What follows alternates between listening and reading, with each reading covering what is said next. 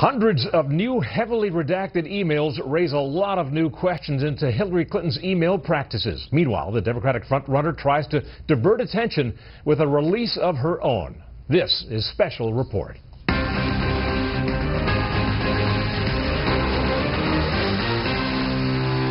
Good evening, I'm Doug McElway in for Bret Baier. Thousands of pages of emails from Democratic frontrunner Hillary Clinton's private email account are now public. And what we're finding is dozens of examples of classified or sensitive content, something she earlier said was not contained in her private email account. This as Team Hillary posts the candidate's health and tax records within minutes of the email release. We have Fox team coverage tonight. Chief Intelligence Correspondent Catherine Herridge investigates whether Mrs. Clinton's handling of the classified emails violated the law. But we begin with Chief White House Correspondent Ed Henry, who's traveling with the campaign in Miami tonight. Good evening, Ed. Good evening, Doug. The Clinton camp knows the best defense is a good offense. So today they tried to shift the focus from these email troubles by releasing all kinds of other information. Despite Hillary Clinton vowing there's no classified information in her personal server, the State Department revealed today there are 37 more examples of that not being true, as officials released the third of 8 batches of Clinton's official email with classified documents involving Egypt, Honduras, and an email top aide Huma Abedin sent preparing the Secretary of State for a bilateral meeting with the United Arab Emirates. None of these documents were classified at the time they were sent, but they've been upgraded to confidential. That supports Clinton's defense she didn't know the documents were classified, yet runs counter to the assessment of 2 inspectors general that at the least poor judgment was exercised and the Justice Department should investigate. So while Clinton has not turned over her server, today her aides produced a letter from her doctor proclaiming she's in, quote, excellent physical condition and fit to serve as President of the United States. Late Friday, Clinton will also release some of her tax returns, while earlier in the day she used a speech here in Miami calling for an end to the U.S. embargo against Cuba to hit Republican candidate Jeb Bush with a slam on his brother. We can't go back to cowboy diplomacy and reckless warmongering. Yet Clinton may have to soon start focusing instead on some fellow Democrats, amid speculation Vice President Joe Biden or even Secretary of State John Kerry could jump in to challenge her, as lingering questions about the email matter continue to leave Clinton with a... The latest Quinnipiac poll shows when voters are asked if Clinton is honest and trustworthy, 37% say yes, 57% say no. The same poll reveals the exact opposite for the vice president. 58% say yes, he's honest and trustworthy. 34% say no.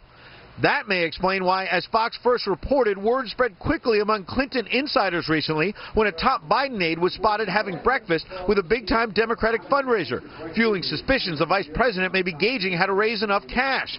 A Clinton aide responded to Fox's reporting, but declaring the campaign is not nervous, adding there has not been any change or new focus on a possible Biden bid. While Democratic campaign donors have also started whispering about the possibility of Clinton's successor as secretary taking her on, though aides today said Kerry is happy where he is. Thank you very much. Now, we saw these documents today because a federal judge ordered the State Department to release 15% of Clinton's official email by today. The agency acknowledged, though, they've only released 12%. They're falling behind. Meanwhile, one of the emails we did see showed Clinton asking her aides to give her a book about how to send better email. Can't make it up, Doug. Ed Henry traveling with the Clinton campaign in Miami. Thank you, Ed. Well, as Ed mentioned, the newly released email showed dozens of spots where information was determined classified and could be a violation of the law. Chief Intelligence Correspondent Catherine Herridge now with more on what seems to be a double standard in prosecuting similar intelligence breaches. Fox News has learned that classified emails on Mrs. Clinton's personal server contained information from as many as 5 intelligence agencies. Her lawyer, David Kendall, also has a backup copy of the emails on the thumb drive. On its face, this appears to be a violation of 18 U.S. Code 1924 that defines the unlawful removal and storage of classified information. In most situations like this, you would expect that a warrant would be issued and the marshals or the feds, the FBI, somebody would go and get that thumb drive and take it somewhere where it would be considered safe by the government. According to the statute, an individual who, quote, knowingly removes such documents or materials without authority and with the intent to retain such documents or materials at an unauthorized location shall be fined under this title or imprisoned for not more than 1 year. Asked if the FBI would act to secure the server at Mrs. Clinton's New York home and recover the thumb drive, the Attorney General was non-committal. The inspectors general for the State Department and at least one other IG are reviewing how material was handled. We will review it as we review all referrals to us and take whatever steps are appropriate, if any, at the appropriate time. But these court documents filed in the prosecution of former CIA Director David Petraeus strongly suggest a double standard in the application of the law is at play. The retired general was prosecuted for removing classified information in his personal notebooks, sharing it with his biographer who had a security clearance, and storing the notebooks at home rather than in a secure facility known as a SCIF. Quote, the FBI executed a court-authorized search warrant at the Petraeus residence and seized the black books from an unlocked desk drawer in the first-floor study of the Petraeus residence.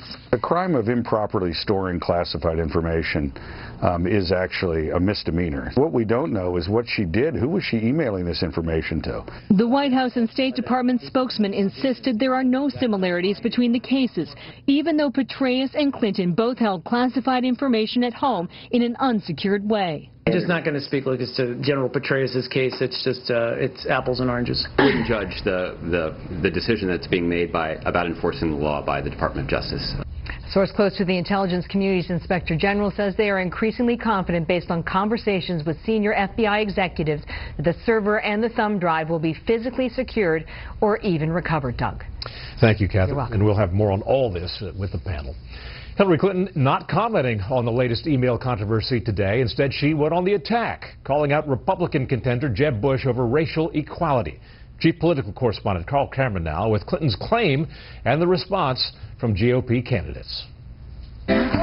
Hillary Clinton told the National Urban League Conference in Florida that race is too often the root of America's inequality problems, and that while she'll fight for minorities, Republicans are organizing against them for 2016. Political operatives are trying every trick in the book to prevent African Americans from voting. Amid scare tactics and pandering typical for such an event, she singled out former Florida Governor Jeb Bush, elevating him to chief rival status, and tried to turn his campaign slogan against him. You cannot seriously talk about the right to rise and support laws that deny the right to vote. I don't think you can credibly say that everyone has a right to rise and then say you're for phasing out Medicare or for repealing Obamacare. Bush touted his reform record in Florida in contrast to Clinton and two of her Democratic rivals who also addressed the conference, Vermont Senator Bernie Sanders, a socialist, and former Maryland Governor Martin O'Malley. Bush said he'll close the opportunity gap with economic innovation, while Clinton and the left will waste more money, time, and human potential on social programs that in some cases have failed. For a half a century, this nation has pursued a war on poverty and massive government programs funded with trillions of taxpayer dollars. This decades-long effort, while well-intentioned, has been a losing one. The only black candidate running and only other Republican to address the Urban League, Ben Carson, said there will always be racism and urged minorities to reject victimhood and focus on job and opportunity creation for themselves. We have the ability within the black community to do enormous things on our own. We don't have to wait for somebody else. But Ohio Governor John Kasich was in New Hampshire suggesting minorities do need help, particularly education. That's why we need choice. It's why we need vouchers. It's why we need accountability. Because I don't care who you are. If you get the tools, you're LeBron James. In Iowa, Scott Walker downplayed his first appearance in a presidential debate next week, saying he sees little difference from what he faced running for office in Wisconsin, then lumped his 16 GOP rivals into two categories of inadequacy. Some in the race are good fighters, but they have yet to win those fights. Others are good winners, but they have yet to take on the fights of late. No doubt there will be plenty of fighting at next week's debate. Bush hailed the fact that Carson, a neurosurgeon, would be on stage. I'm glad he'll make it into the top 10 for next week's debate. Before that thing's over, we might just need a doctor. It is going to be a frenzied and for some potentially crucial 6 more days ahead and counting, Doug. Thank you, Carl. Coming up next, why are America's big cities turning into killing zones? But first, here's what some of our Fox affiliates around the country are covering tonight. Fox 43 in Harrisburg, Pennsylvania, where state police have captured an inmate who escaped from a county jail Thursday morning and then reportedly killed a woman. Robert Crispin was taken into custody this morning after a brief car chase. WNYW in New York with a New Jersey County Sheriff's officer who broke into a van to rescue a child left in a hot car. That officer was alerted by a Costco store employee to the girl, who was sweating profusely and crying in her car seat. She was taken to a hospital for evaluation and released. The child's mother has been charged with child endangerment. And this is a live look at Daytona Beach from WOFL. The big story there tonight, the Coast Guard will suspend its search at sunset today for two teenage fishermen who've been missing for a week. The search has ranged from Florida up through South Carolina without success. The boys' families say they plan to continue a private search. That's tonight's live look outside the Beltway from Special Report. We'll be right back.